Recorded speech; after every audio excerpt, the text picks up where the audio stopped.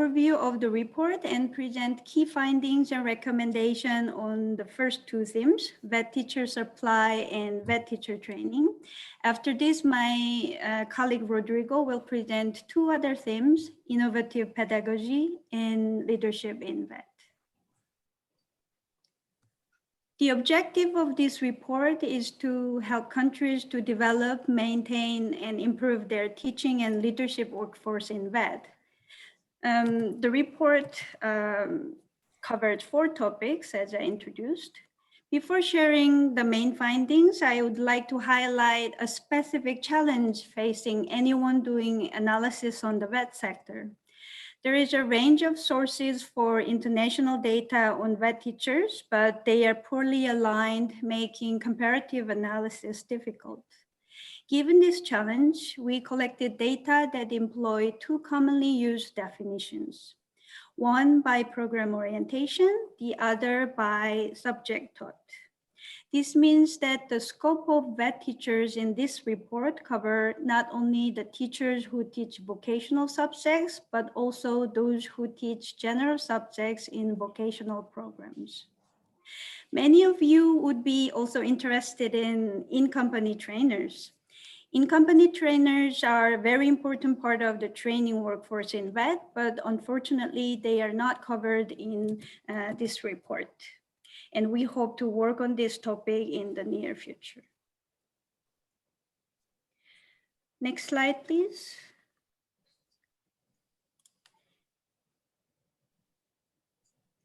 The first topic that we cover in this report is ensuring an adequate supply of well-prepared vet teachers. And we all know that teachers are central to vet, and the importance of vet teachers came even further to the fore during this COVID-19 pandemic. But vet teacher shortages are a significant policy concern in several OECD countries. For example, in England and in the United States, more than half of further education college principals and states respectively reported shortages. And according to the OECD Teaching and Learning International Survey called Panellists, 1/3 of vet school principals in Denmark, Portugal, and Turkey reported shortages. As you see in these graphs, the estimated supply of vet teachers in Germany and Sweden is lower than the estimated demand for the coming decade. Meanwhile, in Korea, only 70% of vet teacher positions made vacant by retirement were filled by new vet teachers. And even in countries where vet teacher shortages are not so pronounced, such as Finland, Japan, the Netherlands, and Norway, vet teacher shortages are still anticipated in specific fields and localities. Next slide, please.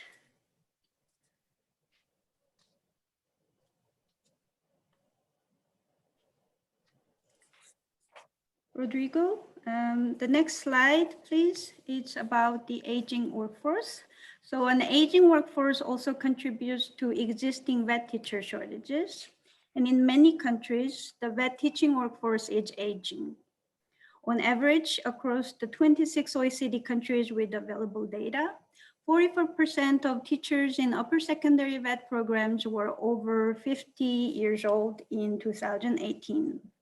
Although vet teachers tend to enter the teaching profession relatively late in their careers, the pace of aging was slightly faster among vet teachers than for other workers. Vet teacher shortages are often related to the limited attractiveness of the profession as a career. For example, our research so far, based on limited data, suggests that the vet teaching profession does not often offer competitive salaries. On average, across 15 OECD countries, vet teachers' wages are about 8% lower than general education teachers. And in many OECD countries, vet teachers are also more likely than general education teachers and tertiary educated workers to be working on temporary contracts.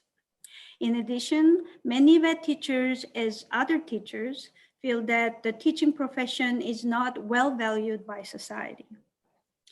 Lack of career development opportunities also have effects on job satisfaction, which in turn have effects on vet teacher retention.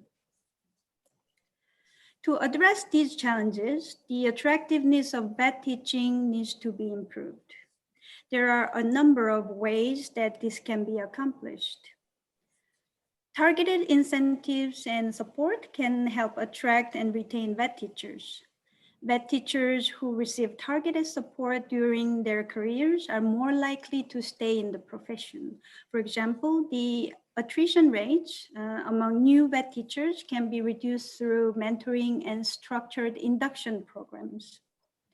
For experienced teachers, attractive career pathways and targeted support can encourage them to stay in the profession while allowing them to move into senior or management level positions. Employing industry professionals can ease vet teacher shortages, as they generally lack the required teaching qualifications and pedagogical skills, providing flexible or alternative pathways for qualification, training, and recruitment can ease their entry into teaching. You can find several policy examples in the report. For example, in Flanders, industry professionals in shortage subjects can be hired at a higher tenure level. Flanders also launched a dual teaching project to provide a short teacher training and wage subsidy for industry professionals to teach vocational subjects that have vet teacher shortages. Norway has a similar grant scheme for industry professionals. Korea is planning to adjust vet teacher training and qualifications to meet new labor market demands. This is done by permitting industry professionals to teach vocational subjects relevant to emerging industries that do not yet have established teacher qualifications. A fast-track training is also to be introduced for industrial experts in fields that have no established teacher training course. The second topic is effectively preparing and developing vet teachers. It is quite well known that vet teachers need dual competencies: vocational subject knowledge on the one hand and pedagogical knowledge on the other hand. The added challenge for this dual profession is to keep up with the changes in both aspects. To effectively prepare vet teachers in the face of changes, well-designed initial teacher training and professional development opportunities are needed. However, not all vet teachers have necessary pedagogical preparation or industry experience, and opportunities for professional development are not always easily accessible. TALIS data clearly show that the effectiveness of well-designed initial teacher training is evident. In 5 OECD countries, a larger share of vet teachers felt more prepared for teaching when their initial teacher training had pedagogical elements. But initial teacher training for vet teachers appears to be weaker in developing the required pedagogical skills than training for general education teachers. As you see in this graph, a lower share of vet teachers had pedagogical elements in their initial teacher training. In addition, a higher share of vet teachers reported that they face barriers to professional development because of conflicts with work schedules, no incentives for training, and lack of employer support. Initial vet teacher training programs should develop future vet teachers' pedagogical skills and the vocational skills needed by the labor market. Professional development is more important in this rapidly changing teaching and learning environment and due to the changing needs of the labor market. Several countries give vet teachers the means and support to participate in professional development. To make such participation more effective, vet teachers' training needs need to be assessed so that relevant, customized, and engaging professional development can be provided. And participation can be increased by fostering collaboration among vet stakeholders, including vet institutions, vet teacher and school networks, local companies, and university and other associations. There are many initiatives aiming to develop strong pedagogical and vocational skills in vet teachers across OECD countries. For example, in order to encourage vet teachers who combine work and training to obtain a vet teaching degree, Sweden provides grants and reduces their working hours. In Germany, vet teachers' initial training system is already well established, especially in a German lander called Bavaria. University vet schools combine academic teacher training at the university and the practical elements, aspects of initial vet teacher training. The Slovak Republic has a transnational cooperation between vet schools, private companies, and NGO to provide vet teacher training in the automotive industry. Our panelists from Denmark, England, and the US will share more examples during the panel discussion. And now Rodrigo will present innovative pedagogy and leadership in vet. Over to you, Rodrigo. Many thanks, Shinyoung. My name is Rodrigo Torres. I am a policy analyst at the OECD vet team. And I will be presenting about innovative pedagogical approaches in vet.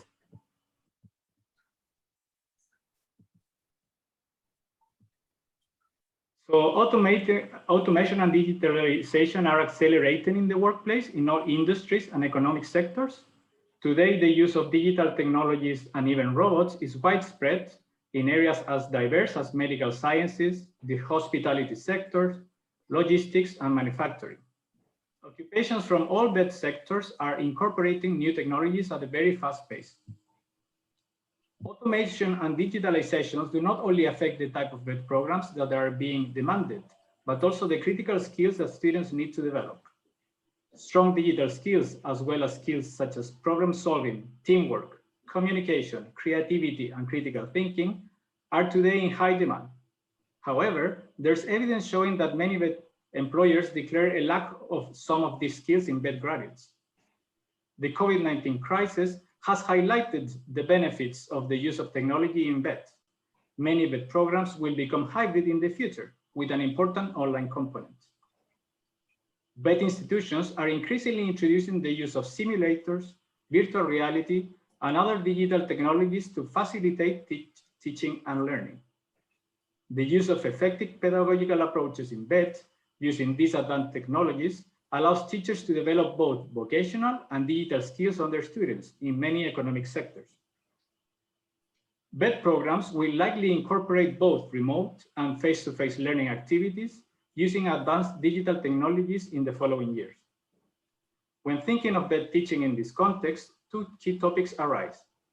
First, how to develop the digital and soft skills that vet graduates need to adapt to changes in the workplace.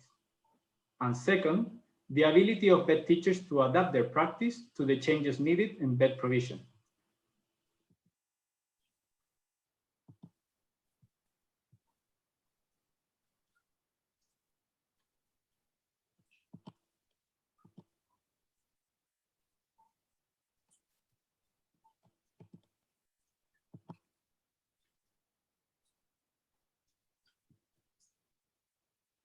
So, how well prepared are vet teachers to strengthen their students' digital and soft skills by using innovative pedagogies? Evidence points towards a lack of digital skills as well as lack of pedagogical preparedness in vet teachers. Moreover, there is insufficient technical support from many vet institutions. Despite the variety of learner-centered teaching methods available that can be applied in vet context to foster crucial digital, cognitive, and soft skills, many of them use digital technologies, a large proportion of bed teachers do not use them in their practice.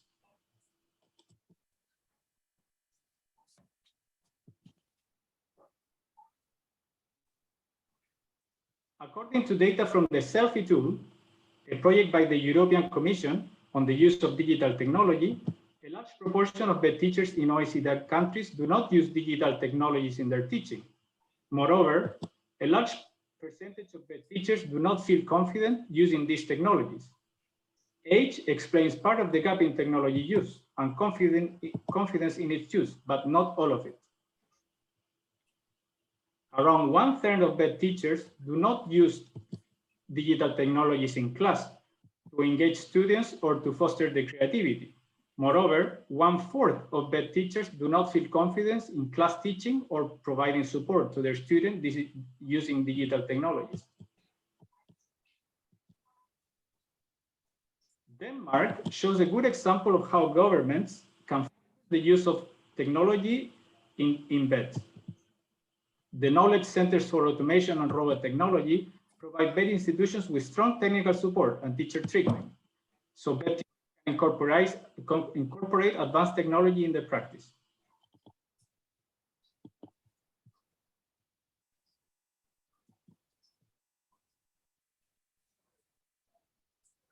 I will repeat. According to data from the Selfie tool, a project led by European Commission, the use of technology in education, a large proportion of bed teachers in OECD countries do not use digital technologies in their teaching. Moreover, a large percentage of bed teachers do not feel confident using these technologies. Age explains part of the gap in technology use and confidence, but not all of it.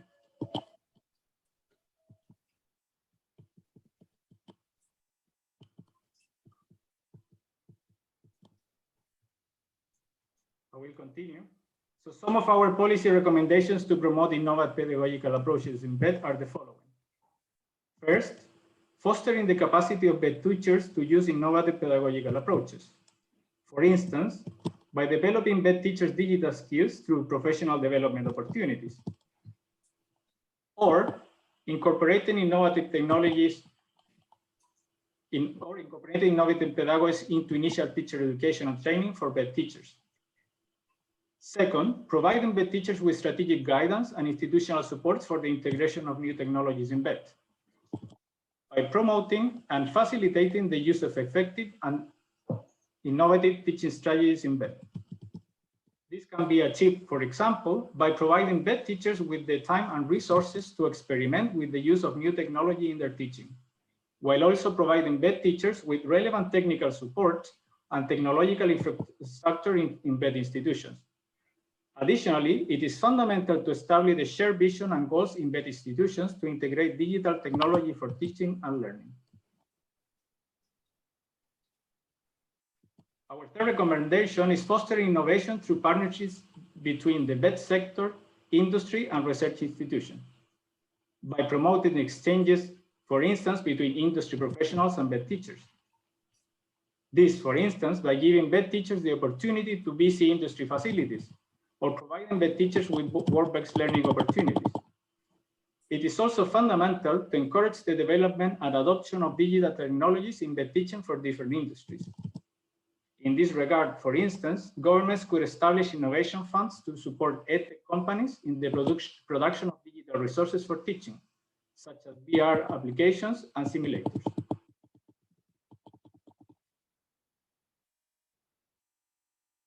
So the fourth chapter of this report is about strengthening leadership in bed. I apologize for the technical issues that we're having. We are trying to fix the presentation.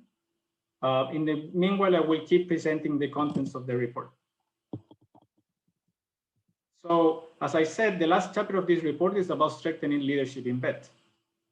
Despite the fundamental part that bed leaders play in improving the quality of bed provision, there is limited knowledge and research about the role and responsibilities of institutional leaders in vocational education.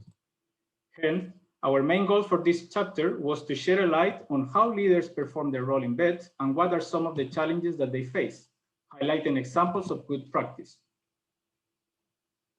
Depending on the country's context, Leaders in BED have a crucial role in setting institutional goals, driving organizational change, while also leading innovation in BED institutions. As pedagogical leaders, they also provide feedback and directions to individual teachers about their practice. In some countries, they manage the human and financial resources to create the conditions that support improved teaching and learning in BED institutions. They also lead collaborations with other stakeholders in BED, such as other BED institutions, in-company trainers, employers, and local authorities, ensuring a strong connection to the labor market. Despite their large number of responsibilities, BED leaders do not always have the right mix of skills or have received adequate preparation for performing their roles. Although in most OECD countries, BED leaders receive teacher training, they do not necessarily possess the training needed related to their position. For instance, in many countries, a large proportion of BED leaders have not received training on school administration or leadership.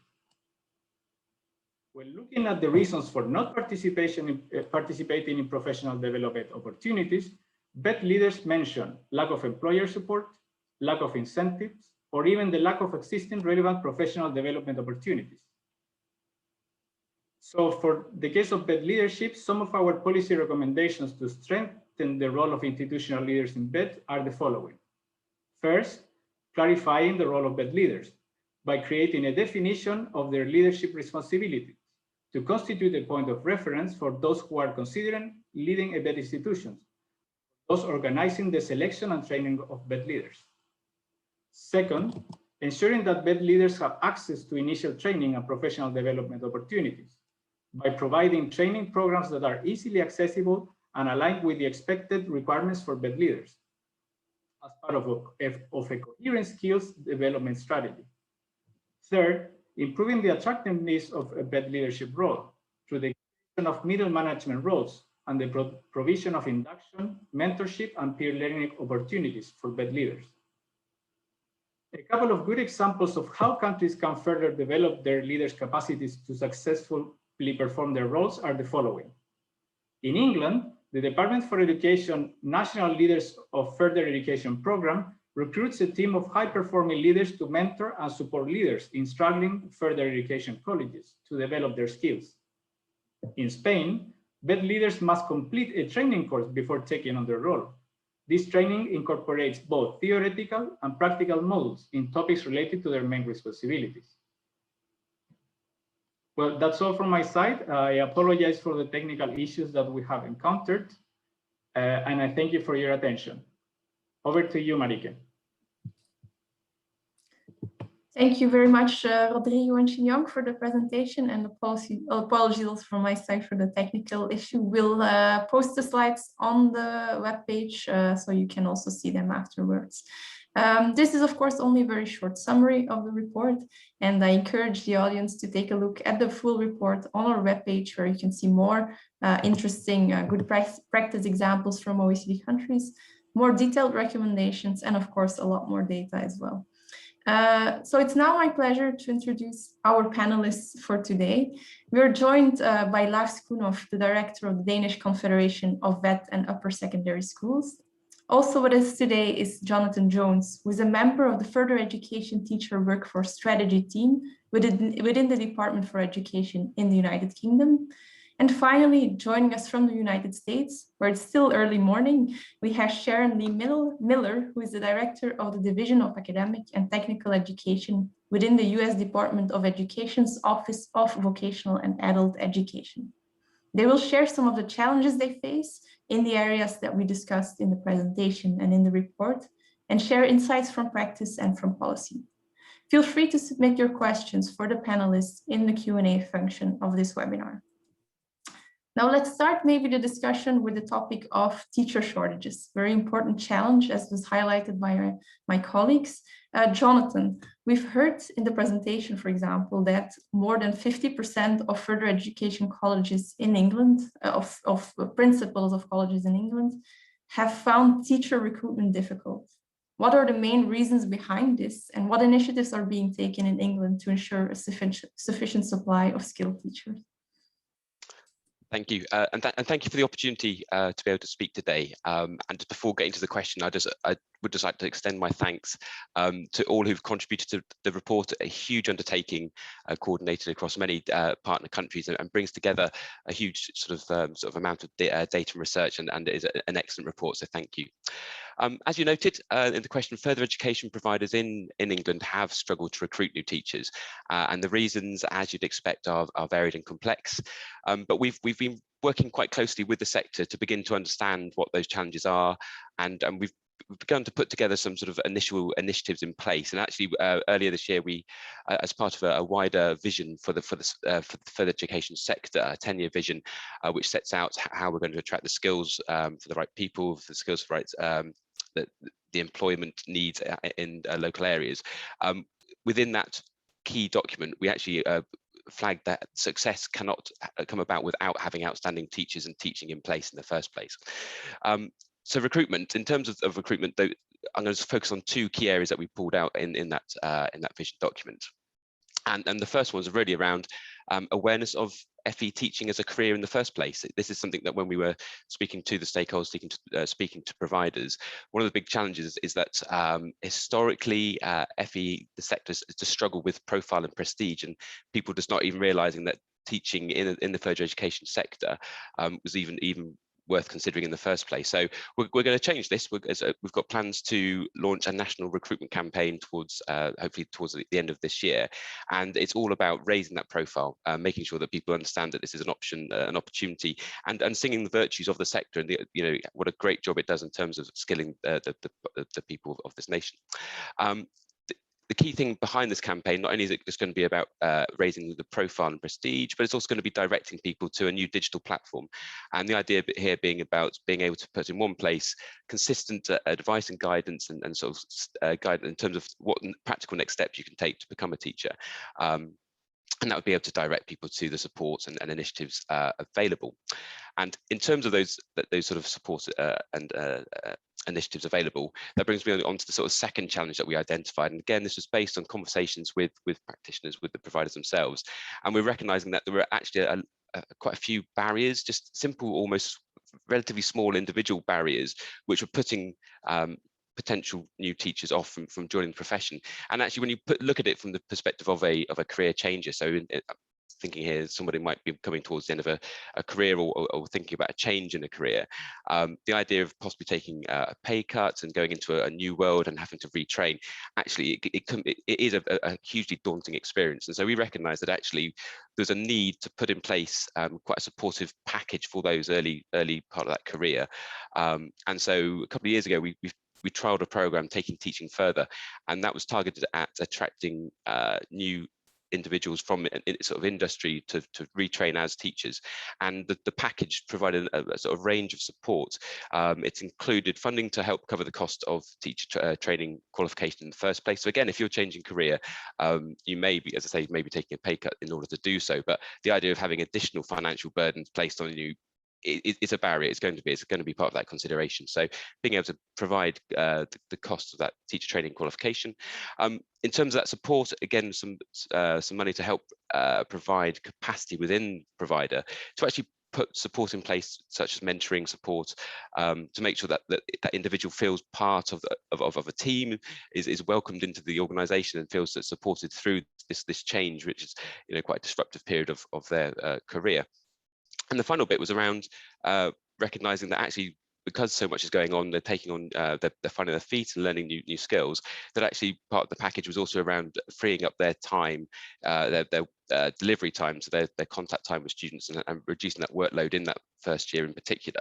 And again, it's just recognizing that if they're taking on sort of these new skills, they need that space to consolidate those skills. They need to be able to work, and maybe even sort of going team teaching, learning from colleagues, really making sure that the decision they've taken is one that they're sold on, and I feel comfortable to really start that career in the most positive of ways, so that they then actually are retained within the sector. Because whilst we might sell the virtues of joining FE, the further education sector, and we get these new teachers through the door, the last thing we want to do is invest time and their time in getting them skilled and trained, and then them being disillusioned with what they're faced with, and leaving the sector too soon.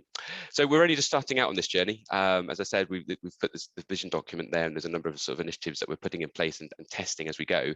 But building, I think key for us is building that profile, really making sure that people know that it's a worthwhile profession worth considering, and then just putting in place a specific support to address those common barriers. We hope to better support the sector to recruit and retain those teachers it needs. Thank you, Jonathan. And the data show similar issues also in the United States, where we see a lot of states reporting shortages of teachers in certain VET sectors. Sharon, do you see similar challenges in the US, and what have been the responses of the government? You know, so we sure do. First, I just wanted to also extend from the US our sincere appreciation to OECD and Shinyoung and Rodrigo for your great work on this report, and really starting to tackle some of the key challenges we face in this critical area, and really, you know, raising some good strategies that we might implement across all OECD countries in addressing this issue. So, you know, here in the United States, we face similar CTE teacher shortages that were well documented in the report. And again, the reasons are really similar to many other countries. So first, CTE programs have to compete with the private sector for qualified individuals. And this is particularly difficult when seeking to attract individuals from high growth, in-demand occupations where the private sector is typically able to pay more than the educational system. So again, having some of those incentives in place are really important.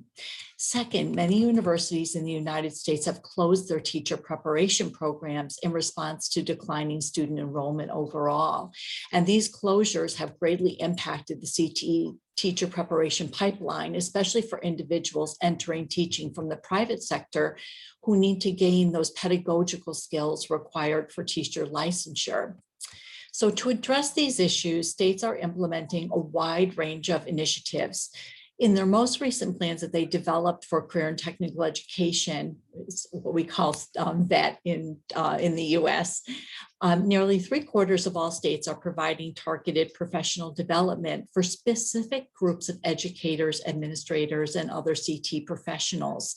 27% of all states are developing explicit CTE instructor recruitment plans, and at least 7 states are addressing licensure barriers and are developing new pathways to licensure as an approach to strengthen CTE instructor pipelines.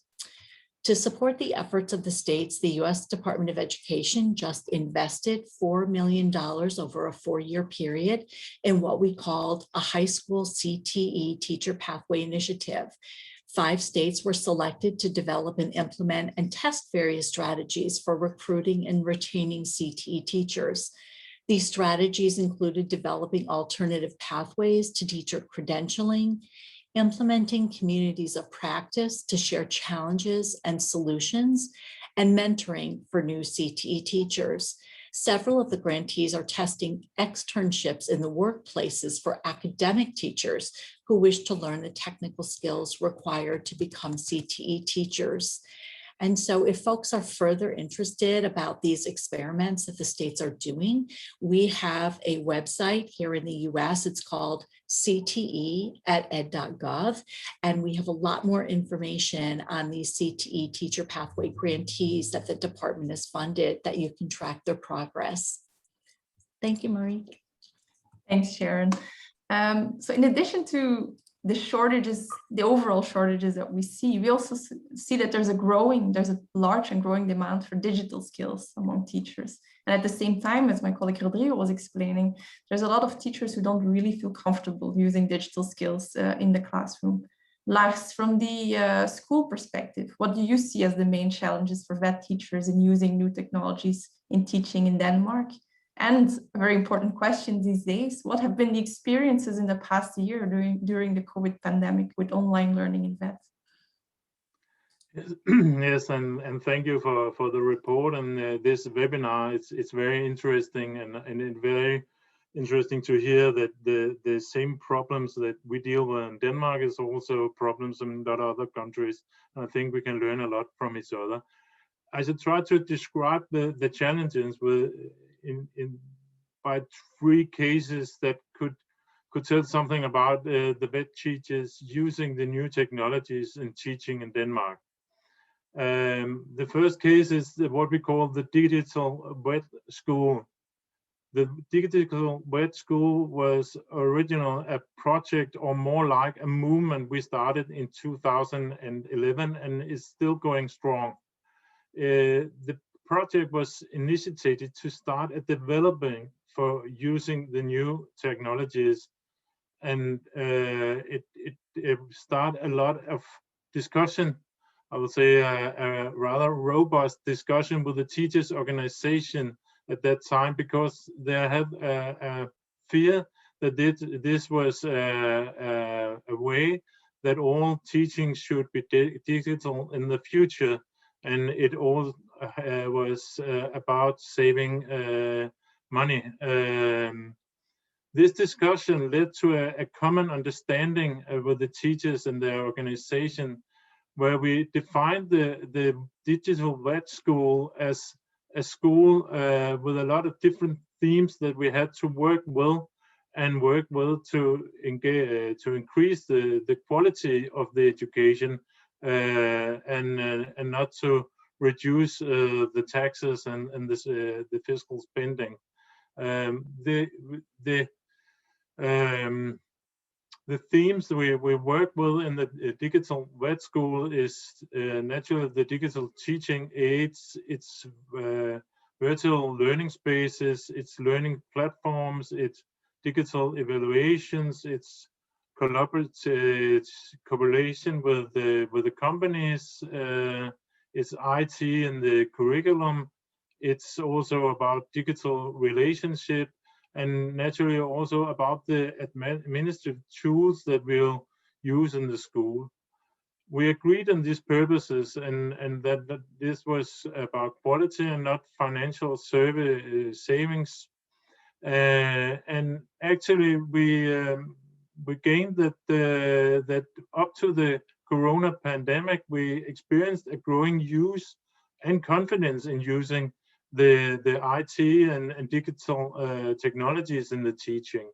I think we have won some hearts and minds in this, and that we have a good use of later. We also saw the possibilities and the need for doing more at this area. The schools used some techniques, but there was very little knowledge sharing between the schools, and we could see that some schools were very very much in front in some areas. It could be in the pedagogics, some could be in teaching systems, some could be in use of simulators. But if all that knowledge was shared and used by all the schools, we could gather a lot more. So we and the Danish Business Employer Organization worked for some years for the idea about a national knowledge center for IT and digital technologies in teaching, and we managed to make the politician establish it in 2019. And the purpose for this center was first to gather and analyze and share the knowledge about the appropriation and use of IT in the teaching, and secondary to help developing new technologies, new knowledge through what they call learning factories. I'll get back to that, and through workshops. I think the greatest success they have yet is the learning factories and the workshops. A learning factory is a capability building course of 6 months consisting of 4 factory days where all participants meet. Each participant work in the progress with a specified problem or challenge from their own practice, and then they go home and work with the problem between the settings in the learning factories. Those learning factories, I think they have had 18 now, It could be, example, digital feedback, or it could be students' IT competence in basic subjects. A lot of different themes they have been discussing and using these learning factories. And I think it's a very hands-on way to implement more use of technology and IT in the teaching. This process and the first two cases helped us a lot when we were met by the closing down and lockdown during the COVID-19 pandemic. We actually experienced a very smooth shift to distant teaching. I think we was very well prepared for that. And we also experienced that theoretical education was no problem. I think we could teach in the upper secondary school. We also managed is we could go on with this distant teaching. But what happened in the wet educations is that we ran out of subjects to teach. And that showed very, I think in 2 to 4 weeks, we could see that we ran out of subjects, and skills training is not cannot be done virtual, and we could see more and more problems, and the vet education has suffered a lot in this lockdown period, and there was also we managed to get the government to give the vet education priority when we reopened schools. We could also see that soft competence was also difficult to teach in this environment. And we could also see that the students' well-being was slowly decreasing because they have chosen vets because they want the skills, they want to work with their hands and mind. It was not to sit by a computer and get theoretical teaching. So I think we learned the strengths and weaknesses in online teaching the hard way, and I think we have managed to put the use of technology a great step forward, but also learned that the interpersonal relation in the teaching is very, very important, and skills training it demands that you can have your hands on this subject. Thank you, Lars. I think what is clear on this digital topic is the need for teachers to continue to invest in their skills, to have opportunities to invest in their skills. We have an interesting good practice example in the report from the United States. Just a question for Sharon. So the example is from Teaching to Lead, the Teaching to Lead program in the US, which aims to build the capacity of new and early career teachers in career and technical education. Can you tell us a bit more about this program and why there was a need for such a program in the US? Sure thing. So the Teaching to Lead, or it's shortened to the T2L program, was developed by our Southern Regional Education Board, which is the consortium of our southern states, and our National Research Center for Career and Technical Education. So there were 3 primary factors that led to the development of the 2TL program. So first was an increasing reliance on alternative routes to CTE teacher licensure to address the lack of supply of CTE teachers caused by increasing student participation in career and technical education, but the declining number and size of traditional CTE teacher preparation programs and the growing number of teacher retirements, especially around career and technical education. The second reason for the program and why it was developed were the high rates of teacher attrition. And I think many of the other folks have mentioned this, and it was also brought up in the OECD study as well. And that was, the high teacher attrition, including among CTE teachers, in response to the complexity of the work and the lack of formal and informal organizational supports that those students or those teachers received. And then new CTE teachers, especially those who are alternatively certified, have unique needs and often lack the necessary pedagogical background to meet the needs of a diverse learning group of students.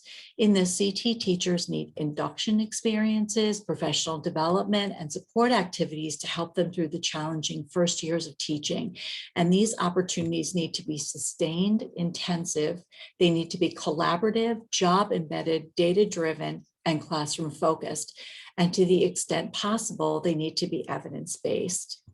So T2L offers intensive research-based professional development and coaching services that build new and early CTE teachers' capacity through 4 robust professional development modules. The first is on instructional planning. And this is how the CTE teachers can incorporate academic, technical, and workplace readiness skills into their classrooms. The second module is on instructional strategies, and that explores strategies to help develop students' knowledge and skills in the academic areas in which they're studying. The third module has to do with classroom assessment and how to use summative and formative assessment strategies and how to provide good feedback to students. And the final is very important for CTE teachers, and that is classroom management. And that is how to organize personalized and motivating environments for students. So collectively, the T2L program aims to fill the pedagogical knowledge and skills gaps that are common among many new CTE teachers. And T2L can be used by states, by district, or schools to support both new and veteran CTE teachers. It can also take the place of traditional teacher preparation programs or alternative certification models.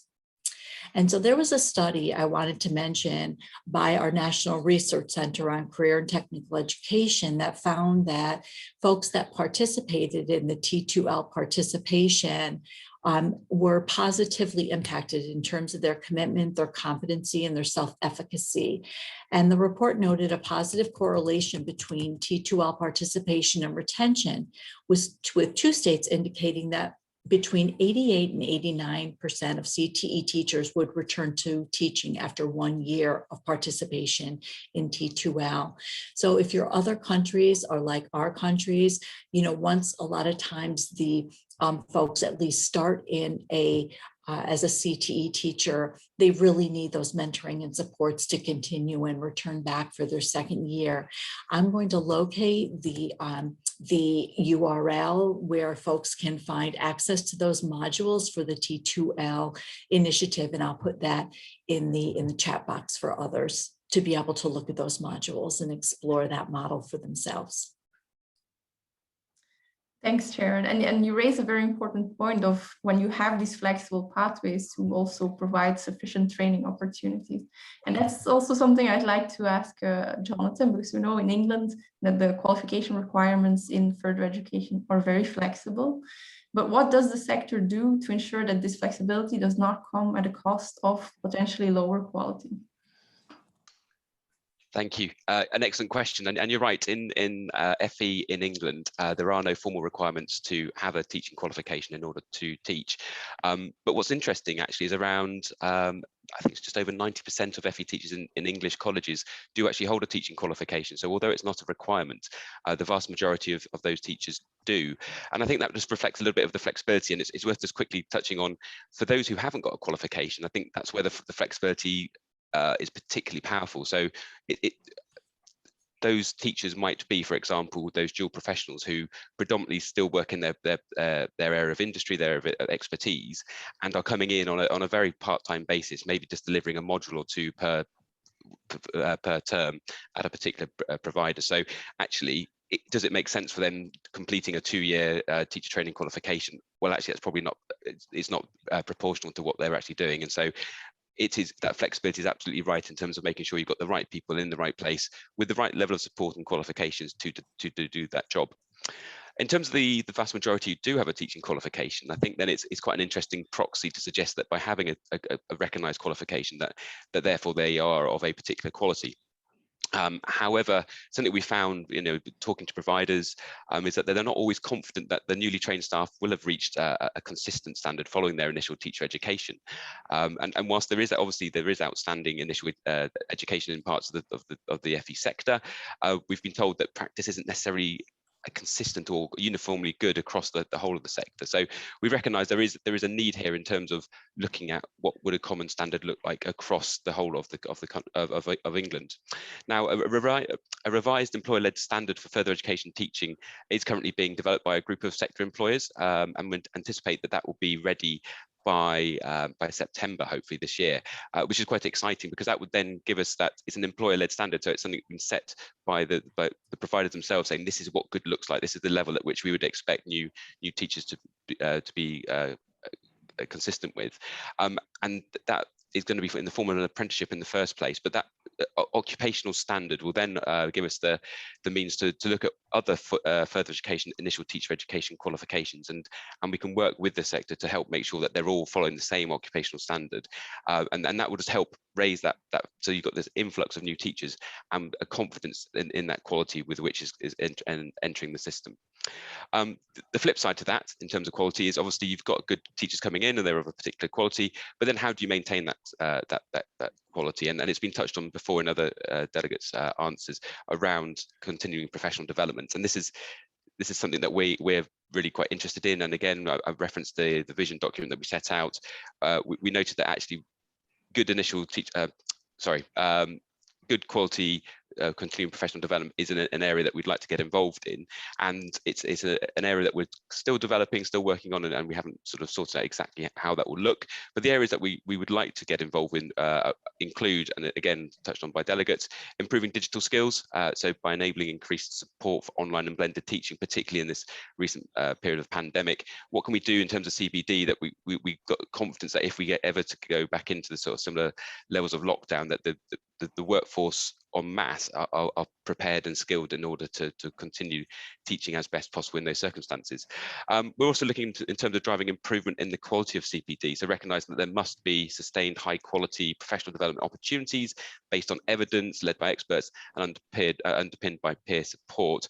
And the other area that we're quite interested in is around access to mentoring. So it's not just about being mentored, but we need to make sure that there are sufficient mentors in the sector to be able to deliver that mentoring training. It's absolutely crucial that is in place, and so that's another area that we've been working on, and we will continue to sort of develop that in time.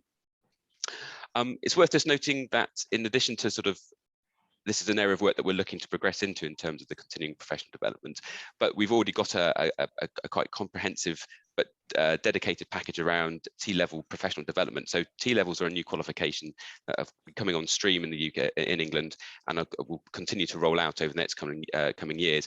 But the professional development component is very much around making sure that the staff delivering those new qualifications are up to date with their knowledge and their skills to actually deliver that rollout. And so that's still in place and that's still continuing. And so again, it's just recognizing you might have the quality in terms of quality has to be maintained, and with a shifting environment around them, be that created by the pandemic or be that created by new qualifications coming on stream, that access to professional development is absolutely critical to a world-class system really and moving forward. So by working with the sector to put in place an employer-led standard for further education teaching, and by working with the sector to help improve the professional development offer and opportunities, we're actually helping to put in place the structures to underpin quality, if you like, while still protecting the flexibilities that enable employers to decide what the best qualifications and experience are for their teachers. Thanks, Jonathan. One of the areas of our report is also on leadership in schools, and school leaders play, of course, an important role in supporting teachers and making sure, for example, they have access to professional development, they can use technology in the classroom. Lars, from your perspective, what are the main challenges that leaders are facing in Denmark, and what type of support is provided by the government, but for example, also by the association that you are leading? Yes, the main challenges in Denmark is that pedagogical leadership is a very new discipline. Until 2013, we had a tradition in the Danish education world that the teachers teach, leaders take care of the administrative businesses and keep it that way. We had a large, huge labor conflict in 2013. Which led to a new law and also started a new paradigm. And that means that now we actually are discussing pedagogical leadership as a new thing. In Denmark, very many of our vet school leaders do not necessarily have a teaching background. And if they have, it's not necessarily from the vet system.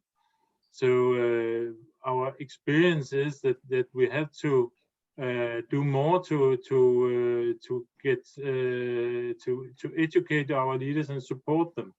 Our experience on the digitalization shows how important good leaderships are in situations when you want to develop new methods or new ways of teaching.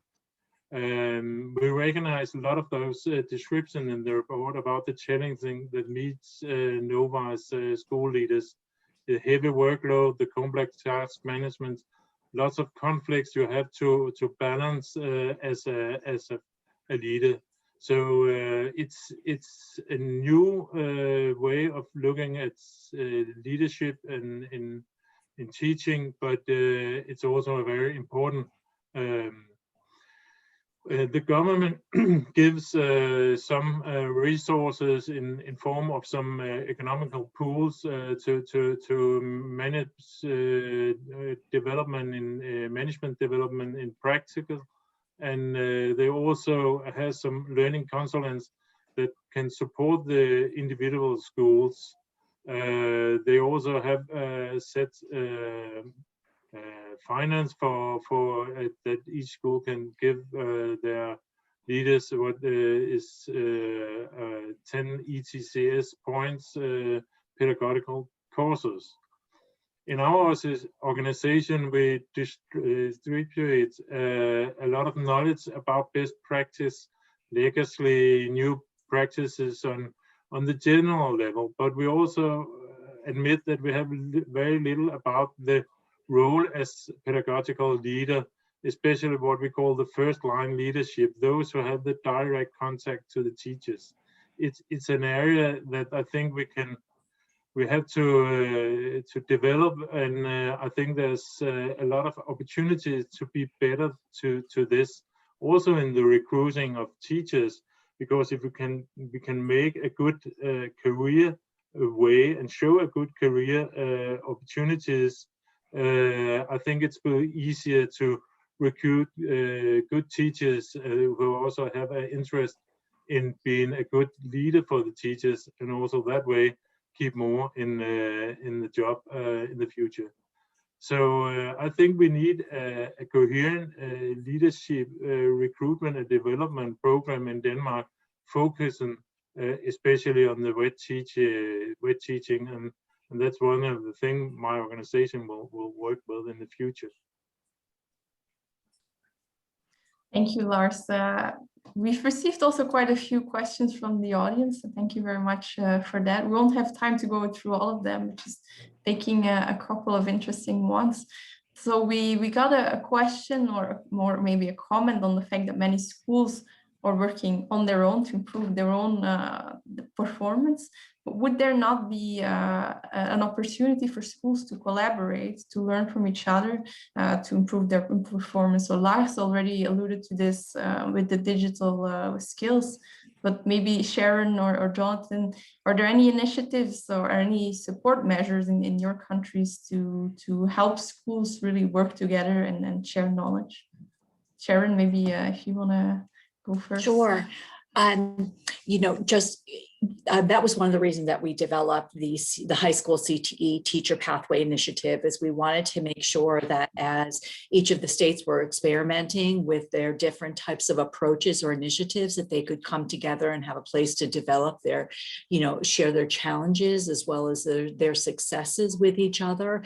And from that, we also do, town hall webinars. So we share that information widely with states. So that's been really the strategy that we've used, is trying to implement what we call here in the US, we really call them communities of practice. And, that's where we bring together the states, and then in turn, those states are bringing together the schools within their states to do the same types of things. But that's really been our strategy. I also wanted to mention that I did put in the chat a couple of resources that were developed by the US Department of Education. Their Office of Educational Technology has developed some digital learning guides. And even though they're not specific to career and technical education, there's one for teachers as well as one for school administrators. And again, just trying to help build the skills of the individuals that are trying to provide the opportunities for students that are learning remotely in schools and help them.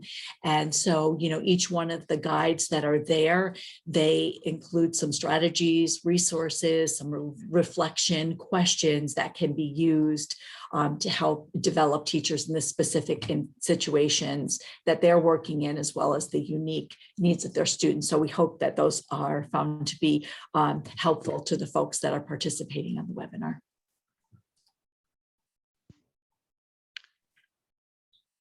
I was muted. Jonathan, maybe if you can add something on school collaboration, but potentially also on collaboration with employers to improve the system. Yeah, so I can't really comment on schools because the FE college sort of sector is quite different. It's post-16, but that's where our technical education is delivered. And they are independent in nature, and they serve their sort of local economic basis as such. But in terms of that collaboration, that is absolutely key. And we've a couple of years ago we ran a trial program to try and encourage greater collaboration between their local employers and to better understand the skills needs of their employers, but to bring those employers into the college, into that provider sort of space to benefit everyone. It would benefit the learners, benefit the teachers themselves, and particularly from a continuing professional development perspective.